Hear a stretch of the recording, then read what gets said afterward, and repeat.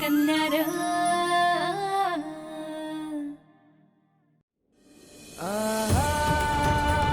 तिला सांग या बरणीची तिला रोज गरज पडणार आहे.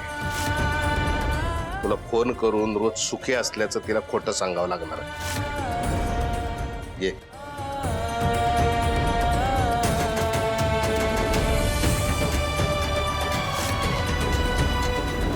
काय? हो, मी तारकान पप्पांना बोलताना ऐकलंय. ते भैयाला फॉरेनला जाऊ देणार नाहीयेत. ते काहीतरी करणार आहे. पप्पा बोलत होते की ते काही पण करतील, पण भैयाला फॉरेनला जाऊ देणार नाही. हो ग, त्यांचा काही भरोसा नाही.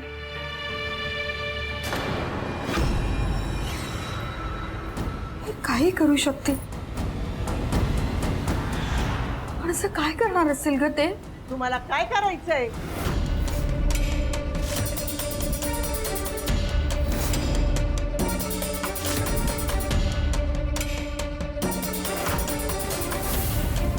मी काय ठरवलेलं आहे त्याच्याशी तुम्हाला काय बी देणं घेणं नाही. तारका, हर्षवर्धनचं ना स्वप्न आहे फॉरेनला जायचं. मोठ्यांच्या भानगडीत पडायचं नाही. तुम्हाला तुमची कामं दिलेली आहेत ना, तेवढीच करायची. आणि आम्हाला शिकवायला भी यायचं नाही. हा, एवढा समजा डोलारा मांडलेला आहे, सावकार की हाय. हे समजा कुणासाठी केलंय मी? कुणासाठी? तुमच्यासाठीच ना. आम्ही मेल्या माझ्या उरावर घेऊन जाणार आहे समज. हर्षवर्धन सारखा भूषणला बी कर्तबगार केला असतास ना, हे समज करायची वेळ आली नसती माझ्यावर. येड्या डोक्याचं त्याच्या खांद्यावर एवढी जबाबदारी कशी देऊ? 1 महिन्यात तो समजा खानदानाला रस्त्यावर आली.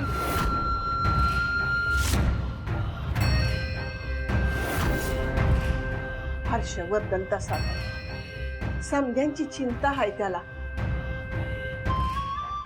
त्याला हिथं ठेवूनच समध्या गोष्टी शिकवायच्या.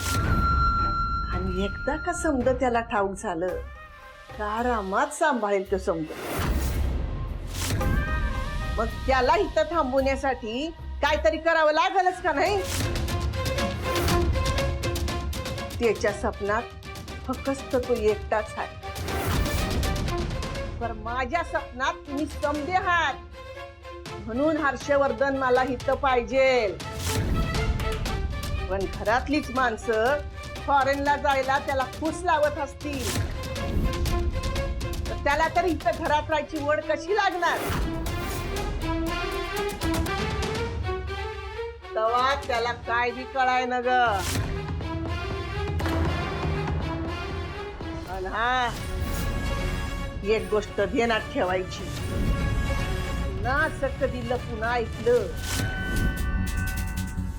एकच 2 करून काय बी सांगत सुटली तर ही तारका काय करती माहितीये ना? शिक्षा. आणि ती व्हायला नग असल तर त्याच्यामुळं अर्धवट माहिती ऐकून दुसऱ्यांचे कान भरून त्यांचं वाटोळं करायचं नाही. कोण कशासाठी करतय, का करतय याची पूर्ण माहिती घ्यायची आणि मगच गावभर बोंबलत सुटायचं. काय दोघींनी बी नीट ध्यानात ठेवायचा. हर्षवर्धनला यातलं काय बी कळता कामा नये. त्याला काय बी सांगायचं नाही. आलं का देणार?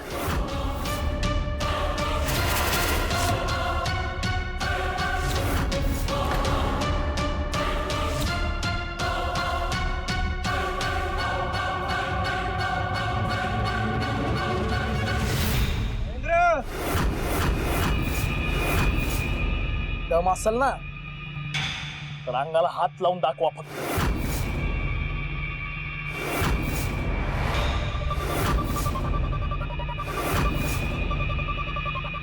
मारणारच मला मारणार दाजी डोसकं फिरवू नका माझं नाहीतर सांगितलं नाही म्हणशीला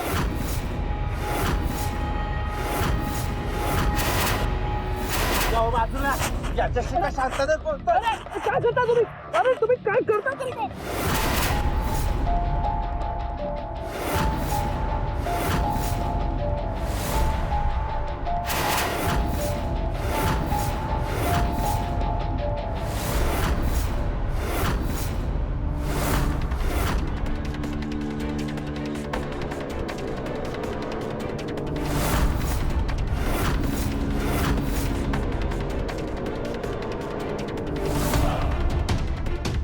महेंद्र महेंद्र काय झालंय तुझं बोलता मी त्याची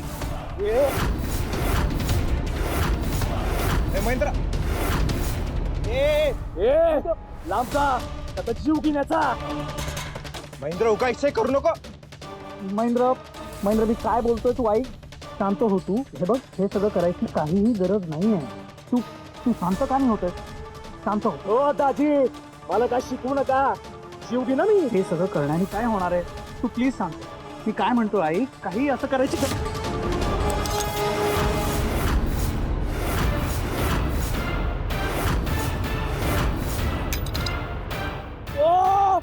मारले कुणी ऐकलं मला मारले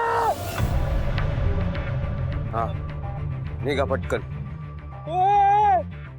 वाचवा रे केवढं लागले रक्त येते दाजीने मारायचा प्रयत्न केला रे मी कुठे मारला काय बोलतोस तू चुप चुप हो चुप महेंद्र महेंद्र महेंद्र काही बोलू नकोस मी कुठे मारला पप्पा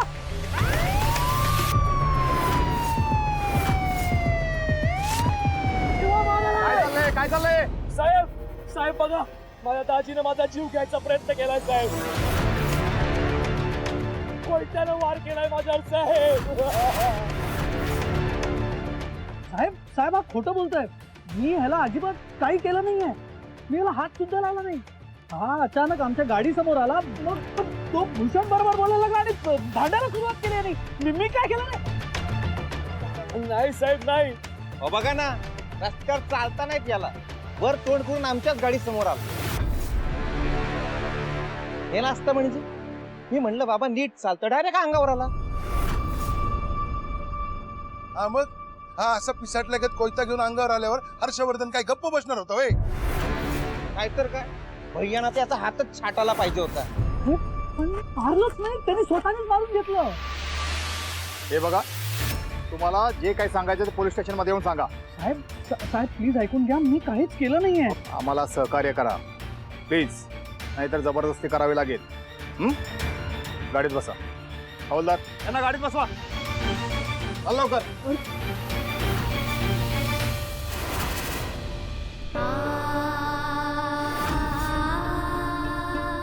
काय ग असं तोंड पाडून का बसलीस आपले जावई एकटेच जाणार आहेत म्हणे दुसऱ्या देशात आपली पोरगी कशी राहील तिथे एकटी का तो काय भूत बंगला आहे होय तिथे एकटी न राहायला अहो तुमचे जावई फॉरेनला जाणार आहेत चांगले खोऱ्याने पैसे आणतील तुम्हाला तर खुश व्हायला पाहिजे मी तर म्हणते आयत कोलीत आलंय तुमच्या हातात कसलं कोलीत आई तुम्ही लईच भोळ्या तो अहो तुम्ही 1 वर्ष काढा आणि मग जावई बापूंच्या विरोधात नवरा नांदवत नाही म्हणून केस टाका पोलीस स्टेशनात काय बी शिकवायला लागली का तिला काय बी सांगायला लागलीस अहो यात काय ठीक आहे मी सांगितलं तसं केलं ना तर जावई बापू लक्ष्मीताईंना घेऊन फॉरेनला जातील आणि एकदा लक्ष्मीताई फॉरेनला गेल्या की मग आपण पण सांगू आम्हाला पण न्या म्हणून बाई बाई बाई फुकटात फॉरेन बघता येईल मला सुनबाई तू फॉरेनला जा नाही तर चंद्रावर जा आम्ही भले आणि आमची जमीन भली विडेचा धोरण फुकटे हजर रानात काम करा म्हणलं तर हात मोडते त्यांची आयतं बसून खायची सवय लागली नसती खायला काळण धुईला बार. राहिलं त्याचं करावं भलं, तो म्हणतो माझंच खरं. मी आहे खायला काळ आणि भुईला भात.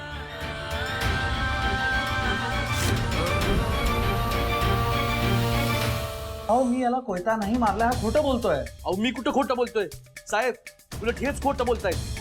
हे माझे दाजी आहेत, आत्ताच माझ्या बहिणी संग लगीन झालंयच. हे बघा केवढा आत वार केलाय. अजून जरा खोलवर असताना तर हातच वेगळा झाला असता माझा. साहेब तुम्ही यांच्यावर हाफ मर्डरची केस टाका. Half murder? मी काय तुझा मर्डर करायला आलो होतो का? सर हा खोटं बोलतोय याचं ऐक. हे बघा, कोण खोटं कोण खरं हे आता ठरवणार कोर्ट. आम्ही काय लिहून घेणार. आणि आता त्यांनी तक्रार केली ना म्हणजे आम्हाला केस लिहून घ्यावी लागणार. हं? अहो सर पण हा खोटं बोलतोय तू. अहो मग यांच्या विरोधात तुम्ही तक्रार करा ना. आम्ही लिहून घेतो की. आम्ही कुठं नाही म्हटले, आमचं कामच आहे ते. पण आम्ही आता आमच्या डोळ्यांनी पाहिलंय ना तो खोटं बोलतोय. अहो साहेब मग यांच्या विरोधात तुम्ही केस करा ना. हा तवे बोला सर. त्यांची केस लिहून घ्या. होय सर. सर सर ऐका ना, हे बघा मला आज मुंबईला जायचं. मुंबईहून लंडनसाठी माझी कनेक्टिंग फ्लाईट आहे. परवा माझं जॉब जॉईनिंग आहे. अहो साहेब आता कसलं लंडन कसलं फॉरेन, जोपर्यंत केस मिटत नाही तोपर्यंत तुम्हाला कुठेही जाता येणार नाही.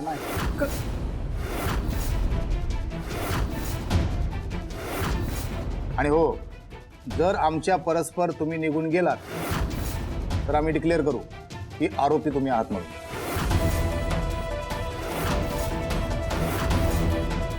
मग काय नोटीस निघणार, तिथून तुम्हाला कामावरून काढून टाकणार, इथे घेऊन येणार, मग तिथंच राहायचं कायम. आणि हो तुम्ही जर पळून गेलातच तर सिद्ध होईल ना गुन्हा तुम्ही केलाय म्हणून. मग आयुष्यभरासाठी खडी फोडावी लागेल.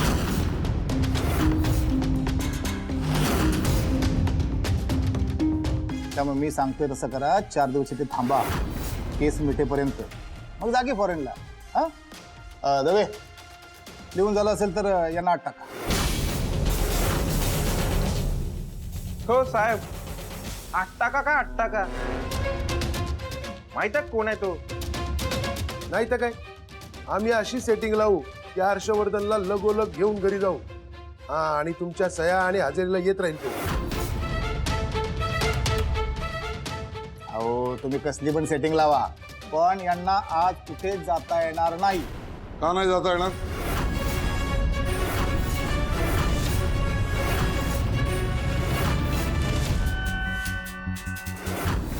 हा घ्या अटकपूर्व जामीन.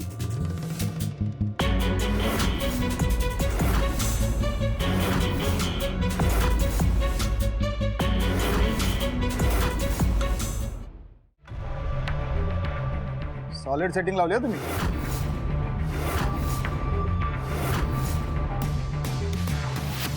गावात वाचलास तू, नाहीतर आजची रात्र तुला इथंच या कोठडीत घालवावी लागली असती.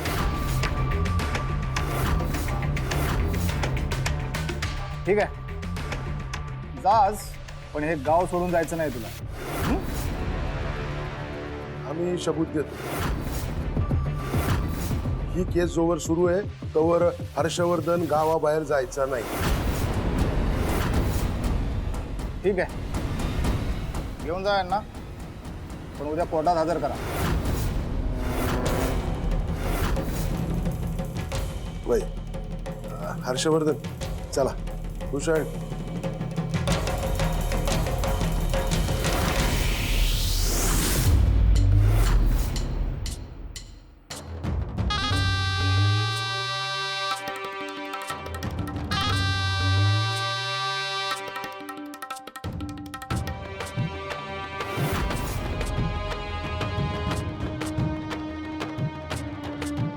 दवाखान्यात जाऊन ये.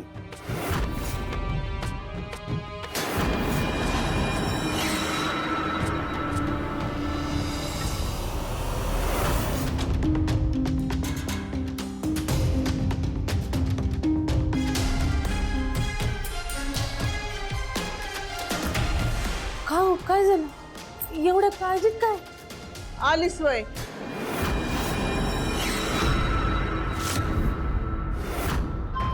आणि हे काय एकलीच आलीस वय हो मी मामांजींना फोन केला होता ते यांना सोडायला गेले ते मला म्हणाले तू हो पुढं मी येतो मागून आई बाबा बरे आहेत ना बरेत बळी काय म्हणतोय त्याला सांग म्हणावं माझा नवरा जरी फॉरिनला गेला तरी म्या इथं सुखात राहणार आहे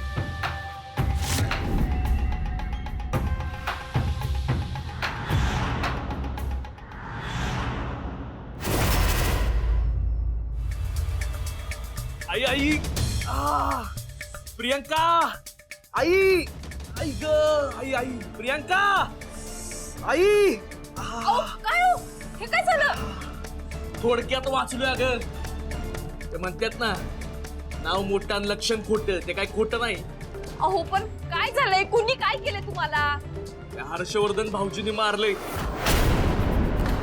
काय हर्षवर्धनराव अहो पण त्यांनी कसं मारलं आणि तुम्ही कशाला गेला होता त्यांच्याकडे भांडायला मी काय भांडायला गेलो नाही मला काय हाऊस नाही मग कशाला गेला होतात मी त्यांना समजवायला गेलतो की माझ्या बहिणीला एकटं सोडून नका जाऊ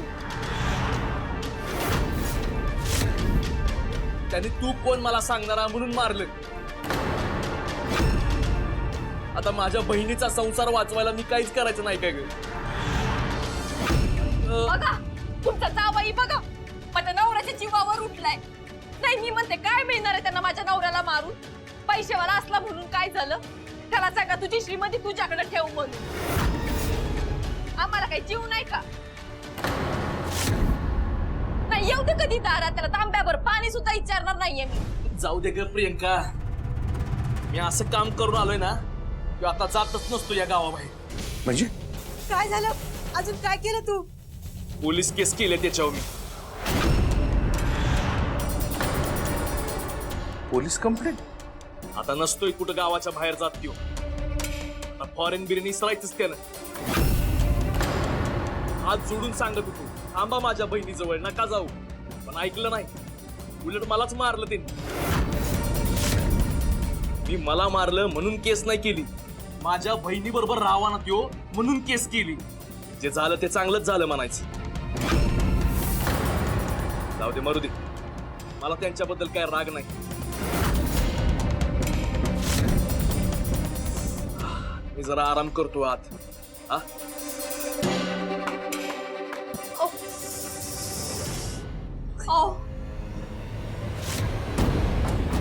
हो काय चाललंय हे सगळं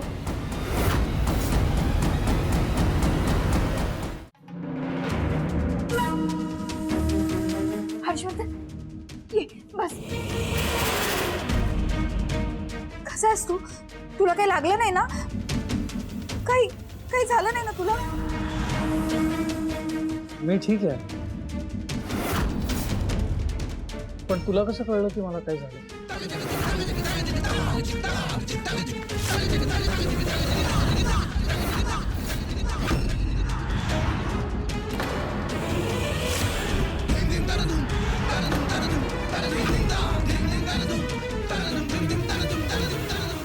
अरे नाही आईचं काळीज आहे ना तिला काही सांगायची गरज नसते तिला सगळं समजतं तुला नाही कळणार आपल्या मुलाला जर काही होत असेल ना तर तिला लगेच समजतं आई आता तू पण ना अरे पण तू इथं कसा काय तुझं तर इमान उडणार होतं ना अगं कसलं विमान आणि कसलं काय या सुनबाईंच्या भावानं हर्षवर्धनवर हाफ मर्डरची केस टाकली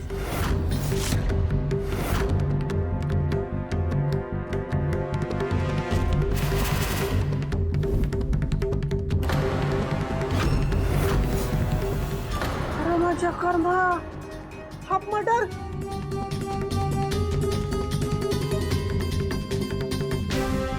काही नाही ठरल्याप्रमाणे आम्ही आणि भूषण हर्षवर्धनला सोडायला चाललो होतो सोनबाईंचा भाऊ हातात कोयता घेऊन गाडीला आडवा आला.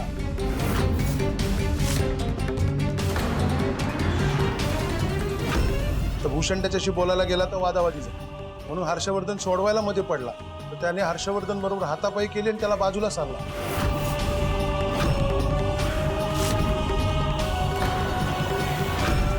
हा, आणि एवढ्यावर थांबला नाही. स्वतःच्या हाताने स्वतःला कोयता मारून घेतला आणि पोलिसात जाऊन कंप्लेंट केली.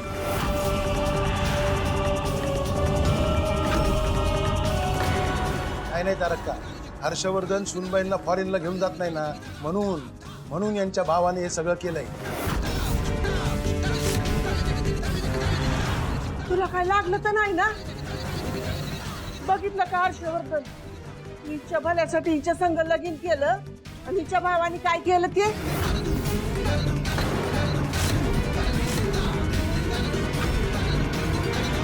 अहो नाही माझा भाऊ काय झालं तरी असं नाही करणार. आहे का? म्हणजे आम्ही खोटं बोलतोय वे? विचारा, हर्षवर्धनलाच विचारा ना.